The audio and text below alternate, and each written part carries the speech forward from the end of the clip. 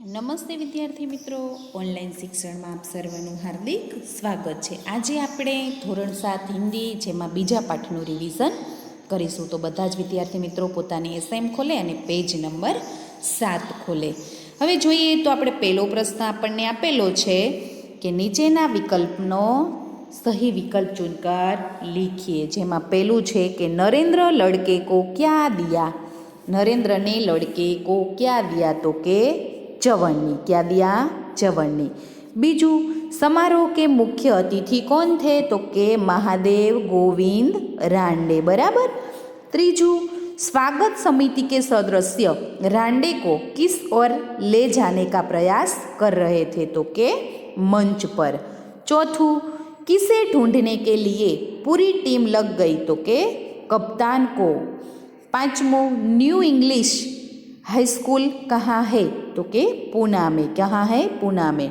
छठू जिसने आने की कोई निश्चित तिथि नहीं होती उसे खाली जगह कहते हैं अतिथि.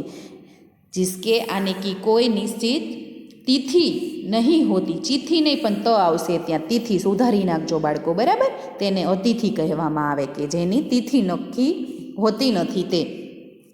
सातमू सचिन तेंदुलकर के पिता का क्या नाम था, तो के रमेश. बराबर. सचिन तेंदुलकर के पिता का क्या नाम था, तो के रमेश. હવે એના પછીનો પ્રશ્ન જોઈએ તો આપણને આપેલી છે ખાલી જગ્યા, रिक्त स्थानों की पूर्ति कीजिए. જેમાં પહેલું આપણને આપ્યું છે अब उसके पास एक खाली जग्या बची थी, तो શું આવશે? चवन्नी.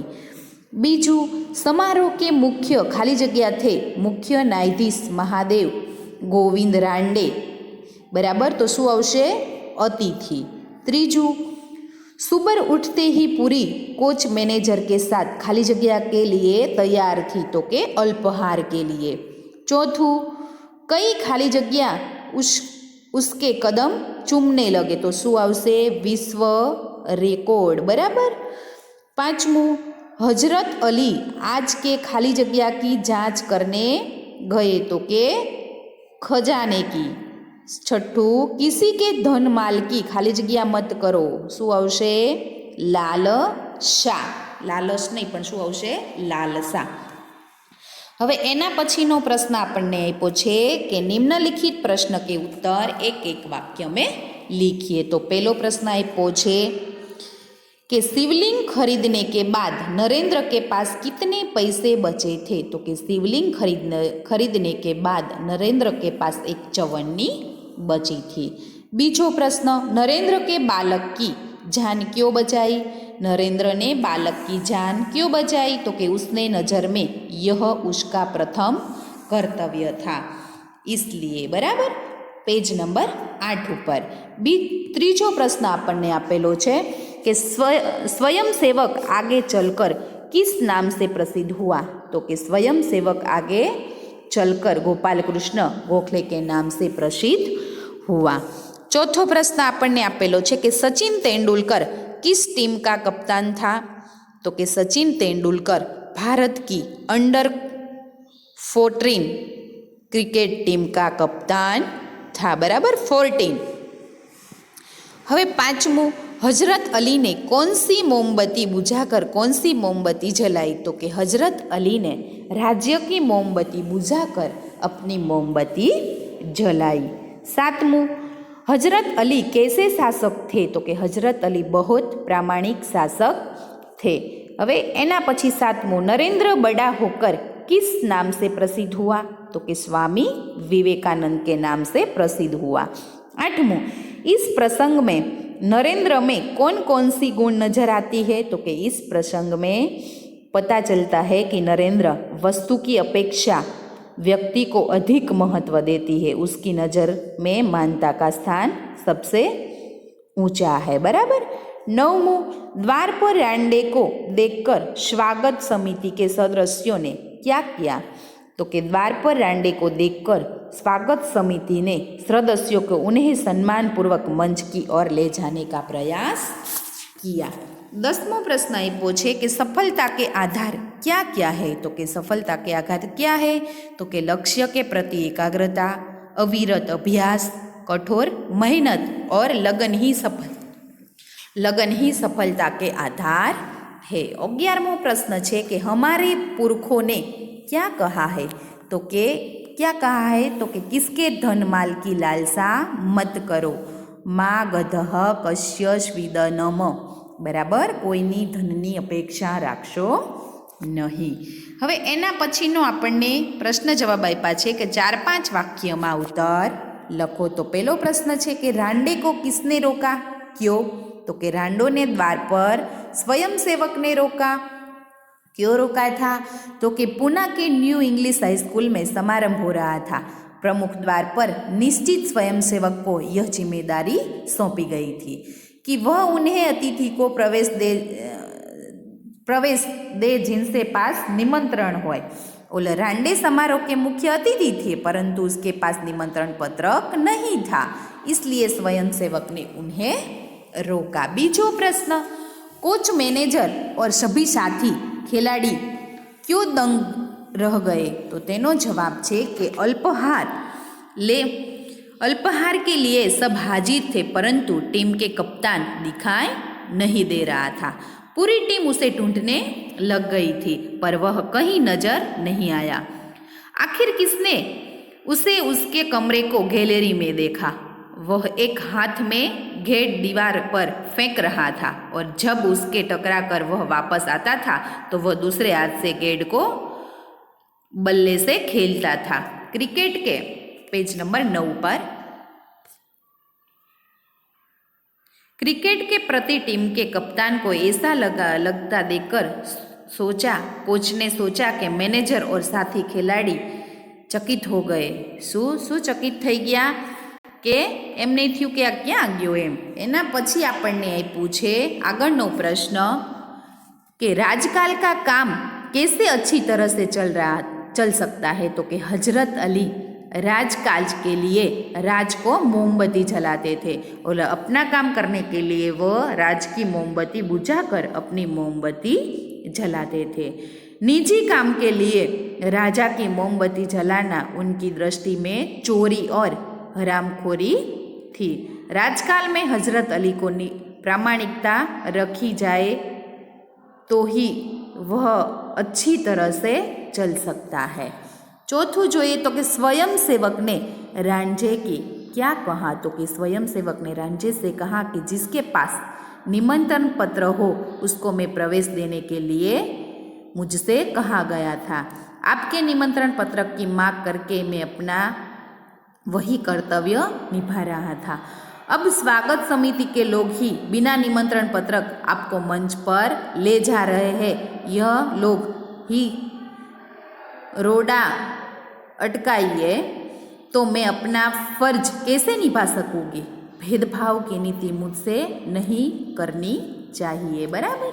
5मुं है कि सचिन तेंदुलकर क्रिकेट जगत में क्यों मशहूर है, तो तेनो जवाब है कि एक क्रिकेटर खिलाड़ी के रूप में सचिन ने अद्वितीय सफलता प्राप्त की, बराबर। उन्होंने कई विश्व रिकॉर्ड बनाए थे। इतना ही नहीं, वे नित नए कीर्तिमान स्थापित करने जा रहे थे। वे अच्छे बल्लेबाजी के अलावा कुशल गेंदबाज और सजग क्षेत्र रक्षक भी है। इतने महान खिलाड़ी होकर भी वे स्वागत से बड़े सरल और पश्चात हैं। अपनी इन्हीं खुशियाँ और सफलता के कारण सचिन तेंदुलकर क्रिकेट जगत में मशहूर है, बराबर। एना पछीनो प्रश्न आपणे જોઈએ तो कि हजरत अली ने सरदार को मोमबत्ती के बारे में क्या कहा, तो क्या बताया, तो कि हजरत अली ने दोनों सरदार से मोमबत्तियों के बारे में किया कि जब तक मैं राजकाल करते थे तब तक उन्होंने राज की मोमबत्ती जलाई। जब उन्हें निजी काम शुरू कर दिया तो वह राजा ने मोमबत्ती बुझा दी और अपनी मोमबत्ती जलाई। अगर अपना काम करते समय राज की मोमबत्ती जलाओ तो वह चोर या हरामखोर कहलाते। हर एक आदमी को चोरी और हरामखोर से बचकर चलना चाहिए, फिर चाहे वह अमीर हो फकीर हो, बराबर। 7मुं જોઈએ तो कि यदि धरती बोल पाती तो मनुष्य के बारे में ईश्वर से क्या शिकायत करती। शू कीधुं छे कि जो धरती बोलती तो एना बारे में तमे शू करी शको, तो तेनो जवाब है कि यदि धरती बोल पाती तो मनुष्य के बारे में ईश्वर से कहती कि हे प्रभु, तुम्हारा बचाया यह इंसान बहुत बुद्धिमान है। इतनी ही बुद्धि के चमत्कार देखकर तो आप भी हैरान हो जाएंगे। बिजली, cinema, television, mobile, telephone, computer, हवाई जहाज, रेलगाड़ी, मोटर, अरे कहाँ की गिनती, इतने करतब। शहरों में इसने स्वर्ग ही खड़ा कर दिया है। अपने इस बेटे की अचल मंदी पर मुझे गर्व है कि लेकिन इतना बुद्धिमान होने पर भी लोभ, ईर्ष्या, द्वेष, हिंसा, नीति आदि के इससे छुटकारा नहीं मिलता है। इसने बम और मिसाइल जैसे विनाश के भयानक साधन बनाए हैं, जो पेड़ मनुष्य को फल, फूल, छाया, लड़की और न जाने क्या क्या देते हैं। उन्हें यह बड़ी बहरहमी के काट डालता है। इसमें इतनी भी बुद्धि नहीं है कि पेड़ काटकर यह अपने ही पैरों पर कुल्हाड़ी मार रहा है। इतनी ऐसी ही नादानी से न जाने कितनी जंगल बर्बाद हो गई। सूखा, बाढ़ आदि के रूप में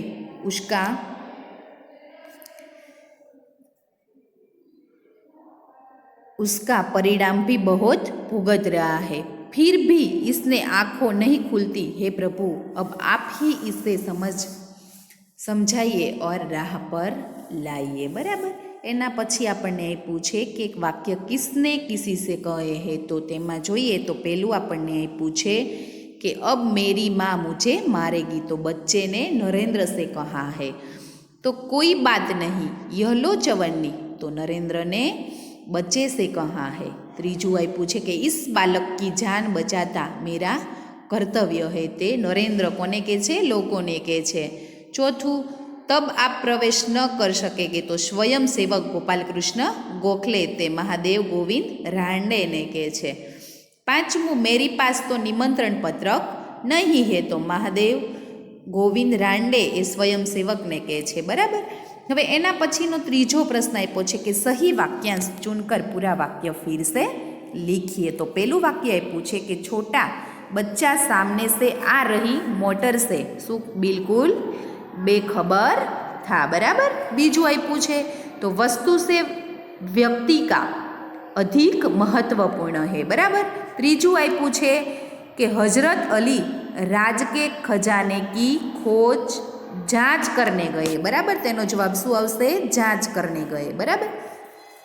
हवे एना पछी आपणे जोईए तो आपणे पूछे कि मुहावरे का अर्थ देकर वाक्य में प्रयोग कीजिए। बराबर। पहलू आप्युं छे कि रोड़ा अटकाना एटले कि बाधा डालना अथवा तो रुकावट करना। बराबर। तो एनुं वाक्य छे कि अच्छा काम में रोड़ा अटकाना मूर्खता है। હવે બીજું આપણને આપ્યું છે કે દંગ રહ જાના એટલે કે ચકિત રહ જાના, તો તેનું ઉદાહરણ છે કે જાદુગર કે અદ્ભુત કરતબ દેખકર દર્શક દંગ રહ ગયે। બરાબર। હવે એના પછી પેજ નંબર 11 ઉપર આપણને ત્રીજો રૂઢિપ્રયોગ આપેલો છે કે કદમ ચૂમના એટલે કે પ્રાપ્ત હોના। બરાબર। તેનો જવાબ છે કે સફળતા મહેનત કરને વાલે વ્યક્તિ કે કદમ ચૂમતે હે। હવે એના પછી સમાનાર્થી શબ્દ કે કામયાબી તો કે સફળતા, નુકસાન તો કે હાનિ અને જાંચ એટલે કે પરીક્ષણ, ખ્યાલ એટલે કે વિચાર, પ્રસિદ્ધ એટલે કે વિખ્યાત અને અમીર એટલે કે ધનવાન। હવે એના પછીનો પ્રશ્ન આપણને આપેલો છે કે પરિમાણવાચક વિશેષણ શોધવાના છે આપણે। બરાબર। હવે તમને આગળ આપણે શીખી ગયા છીએ કે 2 મીટર કપડાં દીજીએ। પરિમાણ 2 मीटर शू थशे? परिमाण शब्द थशे। दिनेश ने बहुत मिठाई खाई, तो बहुत जे परिमाण तमने माप आपेलू छे ते, तो के बहुत ही माप थयुं ने। त्रीजू जोईए तो कि राधा ने चाय में थोड़ा दूध डाला, तो थोड़ा ए शू थशे? परिमाणवाचक विशेषण।